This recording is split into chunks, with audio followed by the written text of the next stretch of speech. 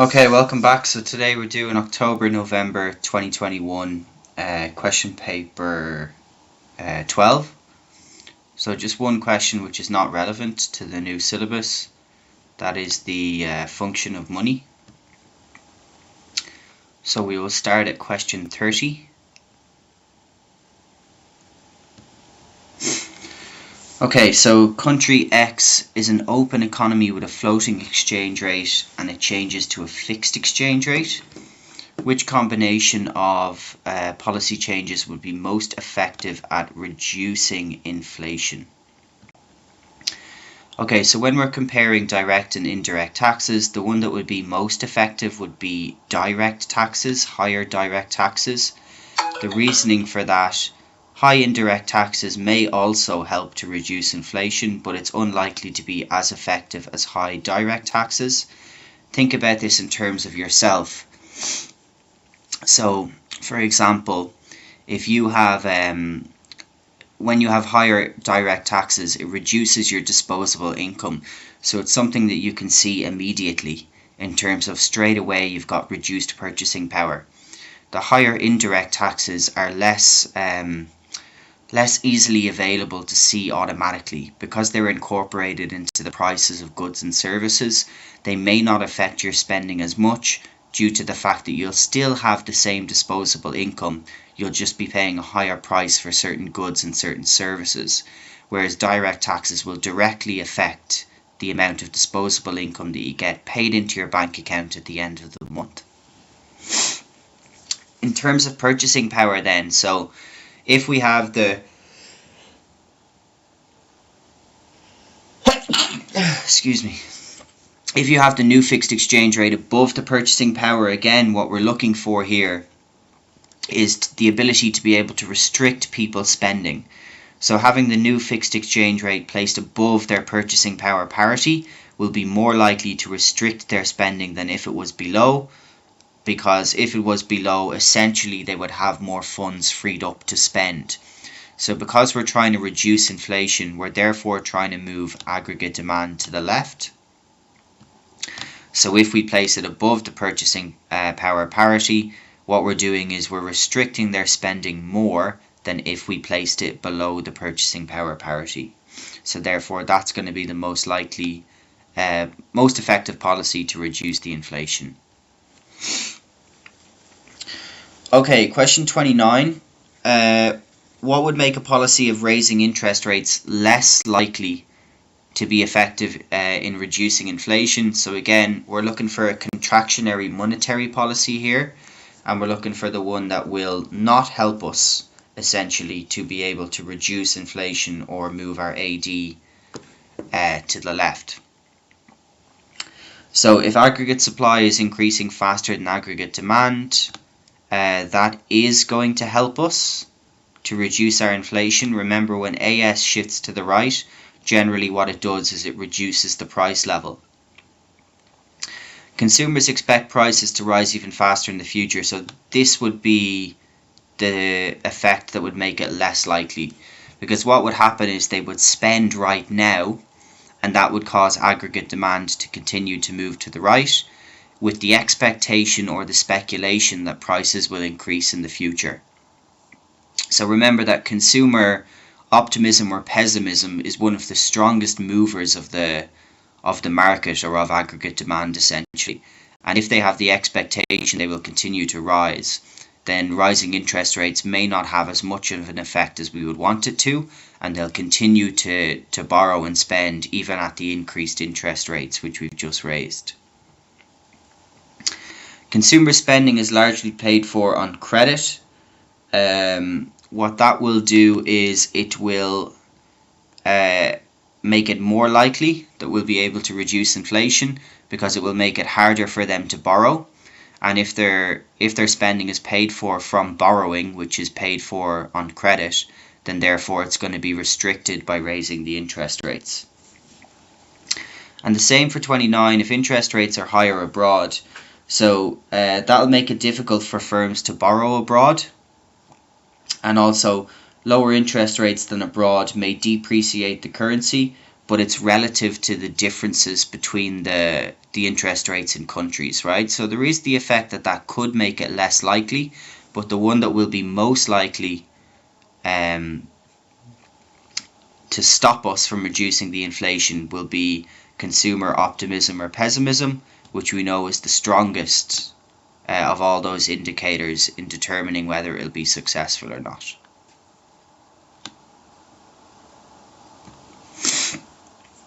In 2012, the Indian government stated that it aimed to reduce its budget deficit to 5.1% of GDP. What policy is most likely to help this aim in the short run? So we want to reduce the budget deficit. What we want to do essentially is we want government revenue to go up and or government expenditure to come down. Okay, therefore if we have a decrease in import tariffs, that is not going to work because it's going to reduce our government revenue. Same with a decrease in the rate of interest. What that is going to do is it's going to, as we know, it's going to affect borrowing and saving. So it's going to make borrowing more easily available and it's going to make saving harder. But it's not going to have a direct consequence on our government revenue or government expenditure. So we're looking for C here, an increase in the sale of state-owned assets. What will that do? When the government sells those assets, that will increase their revenue.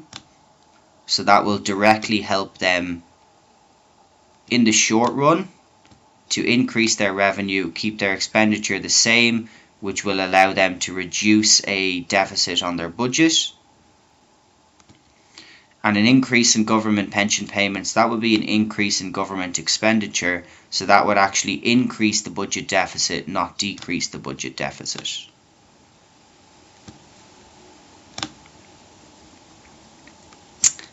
Question 27 is the tariff diagram. Once again, very common question.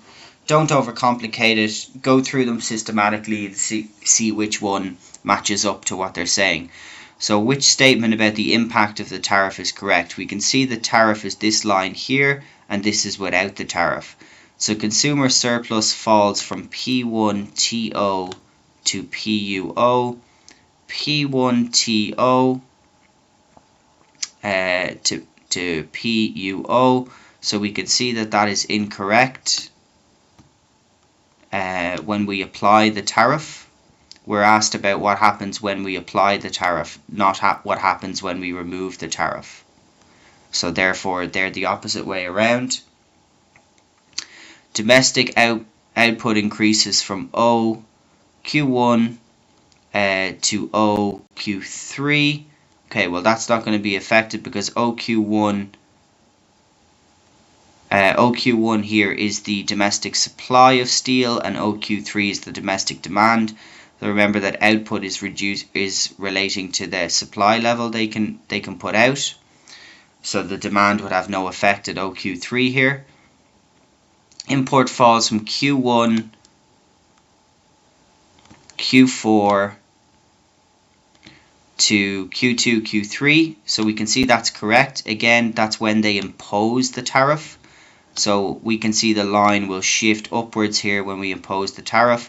And we can also see that effect between the import quantities, that they will fall to Q2, Q3 from previously being Q1, Q4.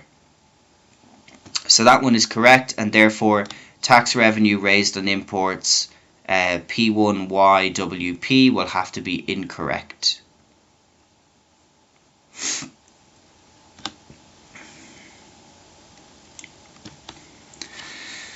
Okay, question 26. Which condition is necessary for a country's balance of payments on its current account to improve if it reduced its exchange rate? So remember, if it reduces its exchange rate, that's a depreciation. And the depreciation, what that will do is it will reduce the price of exports and it will increase the price of imports.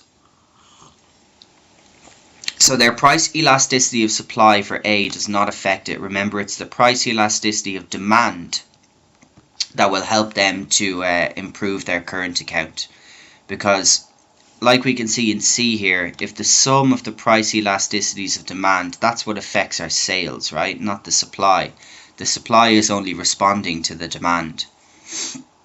So if that's greater than 1, then the price of exports going down means that the quantity demanded for exports will increase by more, which means that our total export revenue will rise.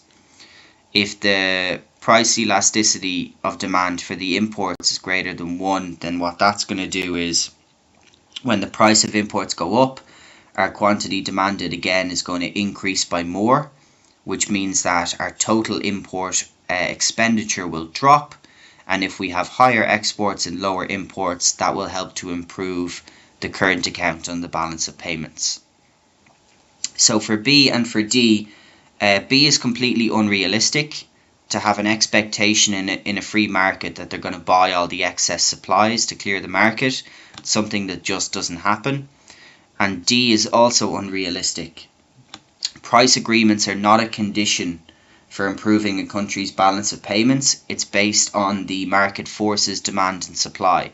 So we're not going to have regulatory policies like minimum pricing or maximum pricing to be effective at reducing current account BOP.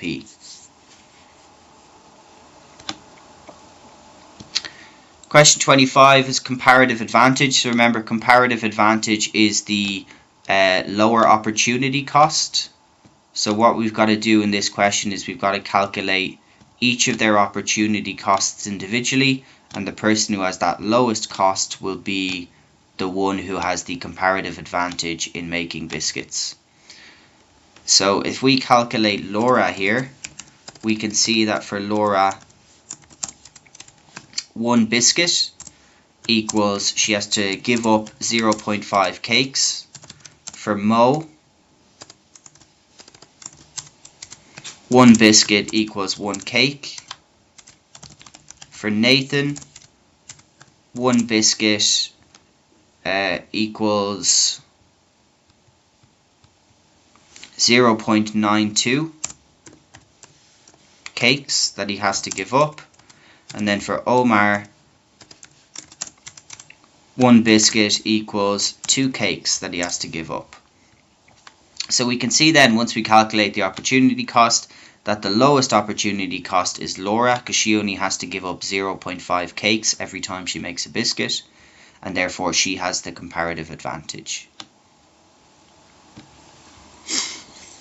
Okay, 24. There's an increase in indirect taxes. What will be the impact on demand pull inflation and on cost push inflation? So, increase in indirect taxes, that will actually decrease our demand pull inflation, like we talked about in question 30. We said that higher direct taxes would be more effective, but it will still reduce consumer expenditure, so that should allow AD to fall to the left as goods and services become more expensive. But the problem with using higher indirect taxes is the fact that it could actually cause cost push inflation, which is where aggregate supply moves to the left. And the reason for that is, once we impose those indirect taxes, they make the price of goods and services more expensive, which means that they're going to raise the cost of production for firms. And if they raise the cost of production for firms, we know that that is the cause of cost push inflation. So aggregate supply will move to the left because of that, and cost push inflation is something that could happen from having an increase in indirect taxes.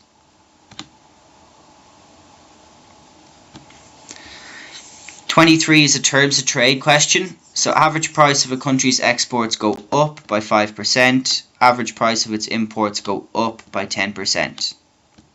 What can be concluded? So nothing about balance of trade, it's clearly a terms of trade question. Remember, terms of trade is the index of export prices divided by the index of import prices. We are said to have a favorable movement or an improvement in the terms of trade if export prices rise by more than import prices. because of the formula we've just shown you up above.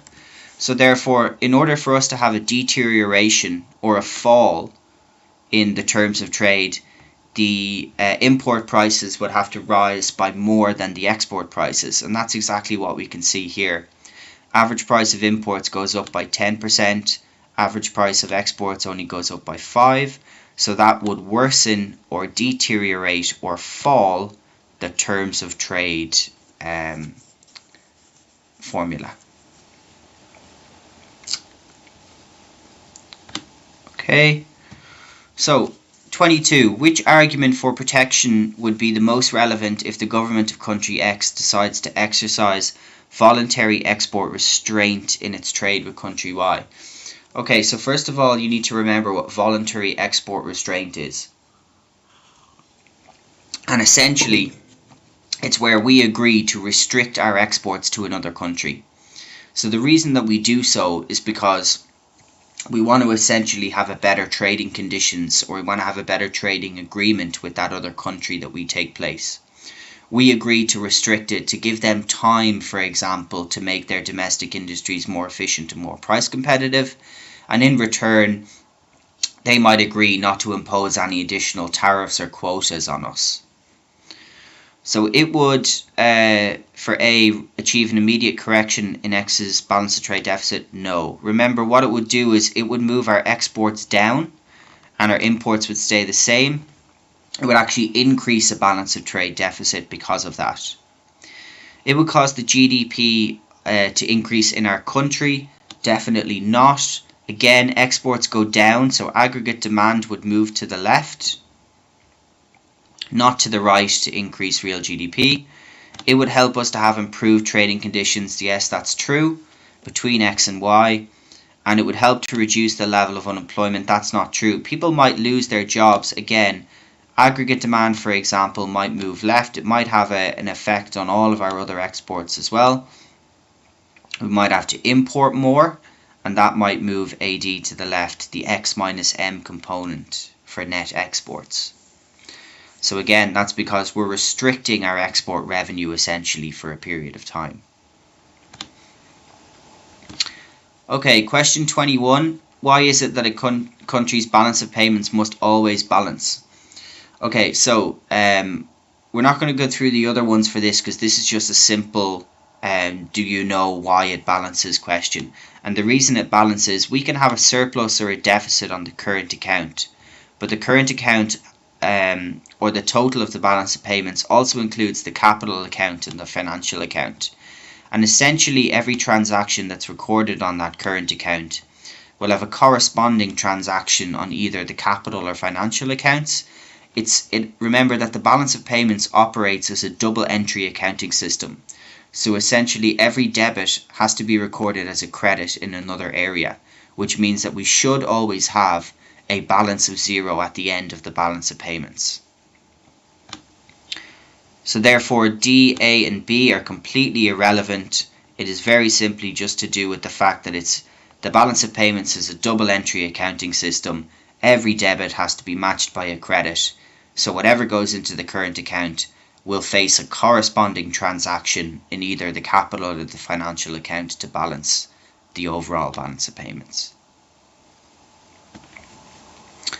Which statement about inflation is correct? Inflation will lead to a rise in exports. Very unlikely. It'll probably decrease our exports as they become less price competitive. It will lead to a rise in real incomes. Not necessarily true. Remember, there's two types of inflation. There's demand pull and cost push. Cost push will definitely not lead to a rise in real incomes because real GDP will move to the left. Demand pull may, however. It will lead to a rise in the cost of living. That is definitely true because it makes prices of goods and services more expensive, so therefore it makes our cost of living more expensive. And it doesn't lead to a rise in purchasing power, it leads to a fall in purchasing power. As goods and services become more expensive, we lose purchasing power for the same value of money that we had previously. Okay, question 19. compared with Pakistan, Germany has a higher output of pharmaceuticals per unit of resources used. What could explain this? So that is absolute advantage, right?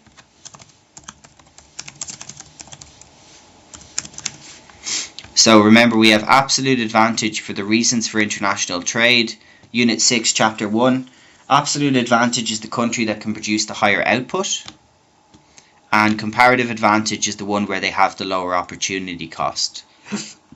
So terms of trade, existence of floating exchange rates would definitely not be able to explain why we can produce more with the same amount of units. It would have to be an explanation based on some sort of competitive advantage we'd have, and that would be based on absolute advantage. Now remember that the Marshall-Lerner condition is mentioned here as an option, but that is no longer on the syllabus for AS.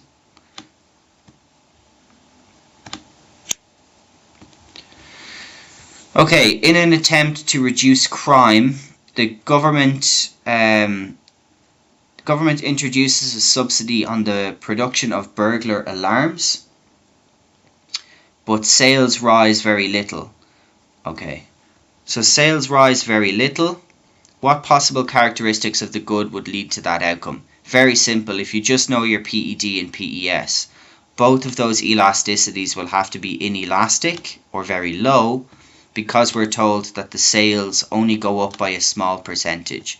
So when we introduce a subsidy, what do we know happens? We know that a subsidy, it lowers the price of the product.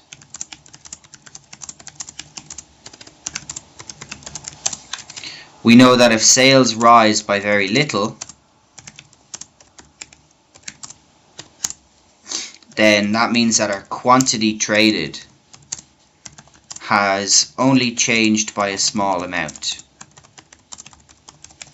Okay, if our quantity traded has only changed by a small amount when the price of the product has been lowered, then that tells us that the likelihood is they have inelastic PED and PES. Okay, very straightforward, that question. If you know what happens with the change in the quantity, once you have an inelastic PED and PES, you should be able to get that question very simply.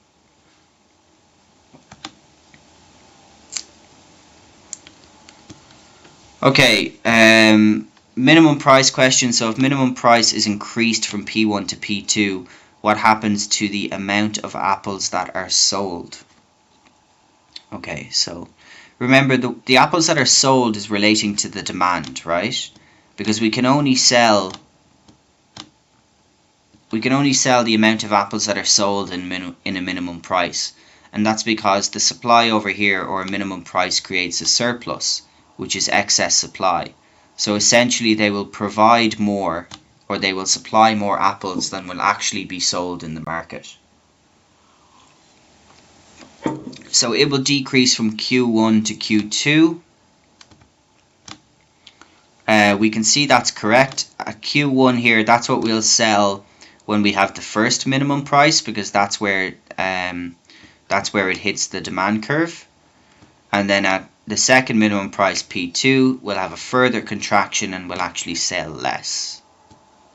Okay, decrease from Q4. So remember, anything that mentions in here Q3 or Q4 or mentions supply will have to be incorrect, because the supply level in a minimum price doesn't determine how much we sell. The supply level determines how much we sell in a maximum price, because we have excess demand, right? And we can only sell what we supply to the market. But if we have a surplus, whatever is demanded will be sold. So A or B, C and D, they all mention the supply levels, which we know don't have an effect on the amount that we sell. Question 16. Why might a government nationalise a private firm? So remember, nationalisation is where they are essentially moving from private sector to government controlled. Okay, so why? To create greater efficiency? Definitely not. remember that the private sector is generally more efficient due to competition than the government-controlled sectors. To increase merit good provision, yeah, so that would be a reason, because the private sector doesn't take account of those external benefits or the socially optimum level of output. The government may take over and nationalise the industry to ensure that the socially optimum output level is actually provided and society can reap the full benefits from that merit good. Choice is something that happens more in a private firm, so it's not a reason to nationalise. And to raise more tax revenue, they won't be raising tax revenue if they're controlling the service. They'll be raising tax revenue if it's the private sector, because they would have to pay more corporation tax on their profits. Question 15, what's a distinguishing feature of a progressive income tax? So again, just a simple definition question. High earners pay a high proportion of their income tax than low earners. So that would be the correct answer. High earners pay a low proportion of their income in tax than low earners. That would be a regressive tax, not a progressive tax. Same proportion is a proportional tax.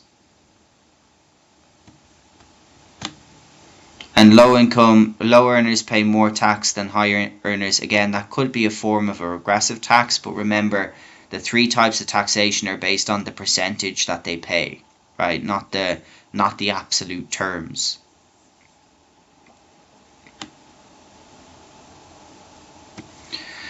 Okay, so opposite of question 16, a nationalised industry is privatised.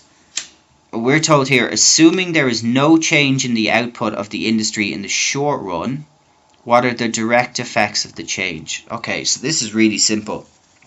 Nationalised industry means that size of the public sector would have to go down because we're losing an industry in the public sector and we're moving it into the private sector.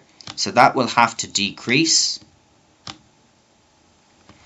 Proportion of output entering the market. Well, we're told here there's no change in the output of the industry in the short run. So very simply, there will be no change. Now, remember that if they hadn't told us that, for example, then the proportion of industry output entering the market would increase, because generally the private sector would produce a higher level of output than the nationalised industry or the government-controlled sector. But they told us in the question there's no change in the output of the industry. Okay, diagram shows market for smartphones for 13. Rising incomes have shifted D1 to D2. What area represents consumer surplus, producer surplus? Okay, so very simply, let's say consumer surplus, remember, is the area below the equilibrium price to the bottom of the demand curve. So when our rising incomes shift from D1 to D2, our new equilibrium price is H. So therefore our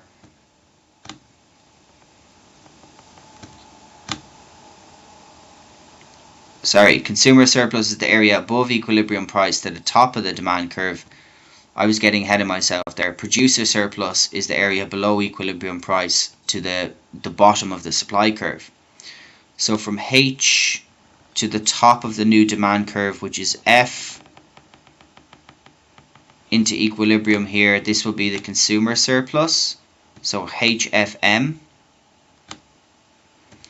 And the producer surplus will be, like we said, the area below equilibrium price, which would be HM to the bottom of the supply curve, which hasn't shifted, K. So that would give us as A for the correct answer there.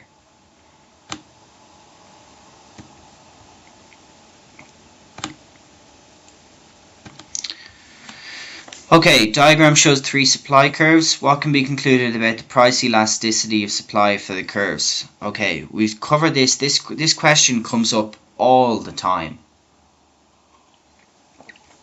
As soon as you see a supply curve that comes out of the point of origin, its PES is unitary.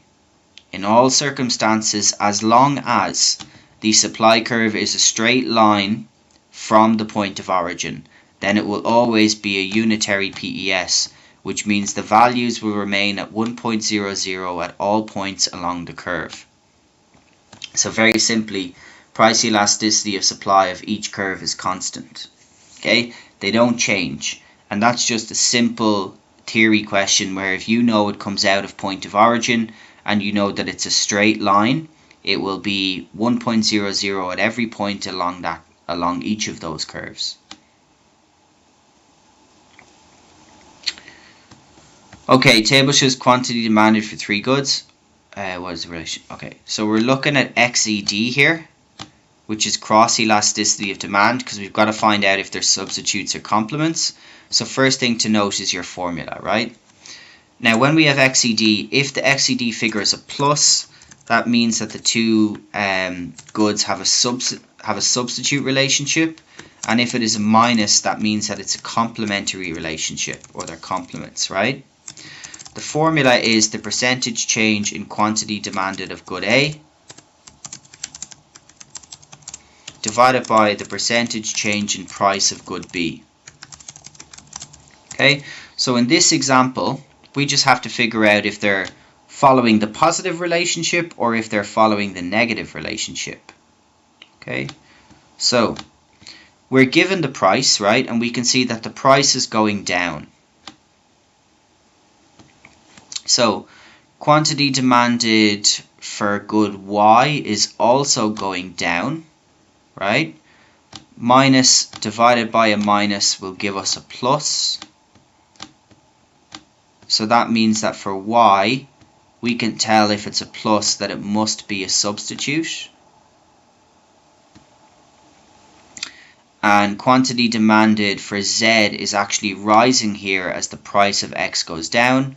So that would be a plus divided by a minus, right? And that would give us a minus, which would be a complementary relationship.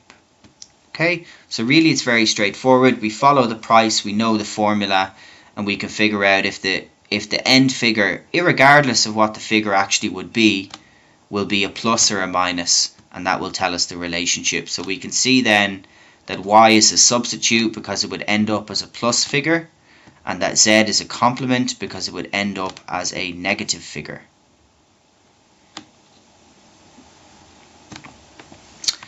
Okay, diagram shows demand and supply curves for bread in a developed economy. Bread is a substitute for pasta and rice. What would cause the demand curve for bread to shift from D1 to D2 in a developed economy? Okay, so a subsidy given to producers of pasta and rice.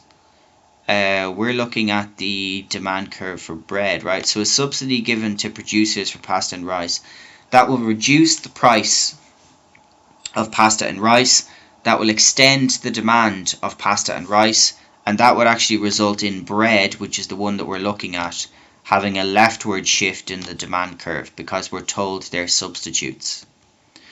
A recession and rising unemployment is definitely not going to result in the demand increasing. It may result in a decrease in consumer incomes, which would shift demand left. Same with B here, that's exactly what we just talked about in C. Less income, it's a normal good, demand shifts left. But if we have a rise in the price of pasta and rice, they're a substitute. So therefore there'll be less demand for pasta and rice, and consumers will switch to bread, which is the substitute we're looking at here. And the demand will increase for bread because the demand for pasta and rice has fallen.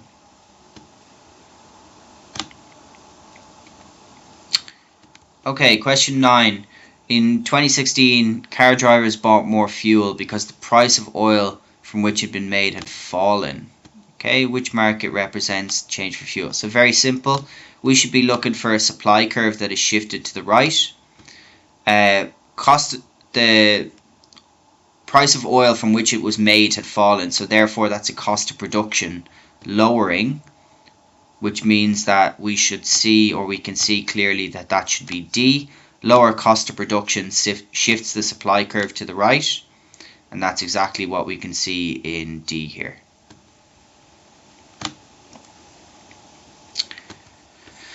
Okay, question 8 is again a a simple understanding question. So it's to do with the rationing functioning of the price mechanism. Now remember, the rationing functioning is to do with the consumer's ability to be able to purchase it. So therefore, when the price of a product is rising, some consumers will no longer be able to buy it. That is a direct example of the rationing function, right? It's nothing to do with the government setting maximum price, with firms allocating less resources. They could be to do with the incentivization or signaling functions. The consumer's ability to purchase is directly what's related to the definition of the rationing function. And C again is to do with the firms, not the consumer, so irrelevant. Okay, what's the government's total tax revenue? So we've got supply plus tax, supply before tax. It looks complicated, but it's really not. The government's tax revenue will be the area of the incidence of the tax, right? So in that case, what we're going to be looking at is the area of the incidence of the tax. If we can draw it, remember, when we shift the supply curve, it is from the new quantity down to where we hit the original supply, and that is our total area of incidence of the tax, and that will therefore be the area of tax revenue, right? The area of tax revenue that the government is generating from the imposition of this indirect tax. Essentially, tax revenue is the same here as the incidence of the tax. That would be TKMR.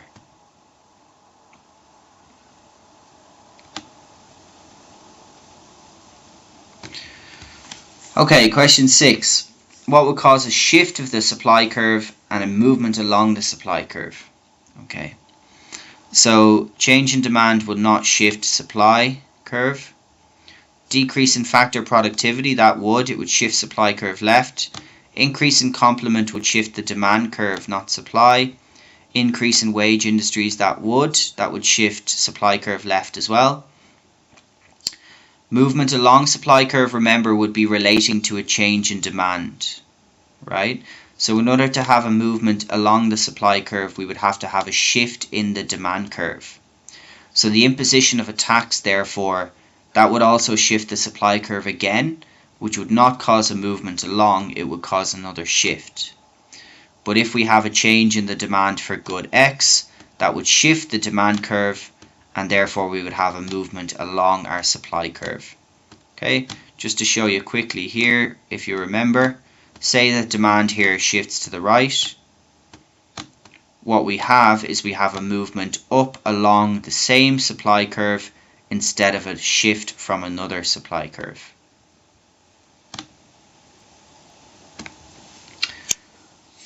Okay, question 5, very simple because we've already covered it with the PES question.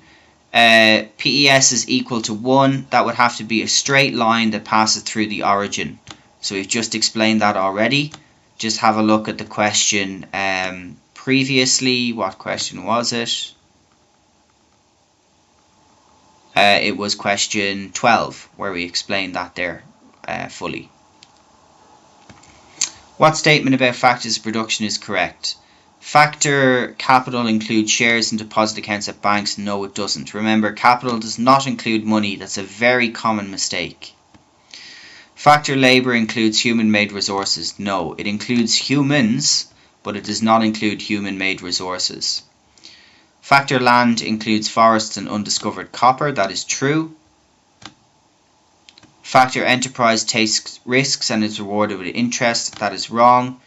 It's almost correct, but they're not rewarded with interest, they're rewarded with profit instead.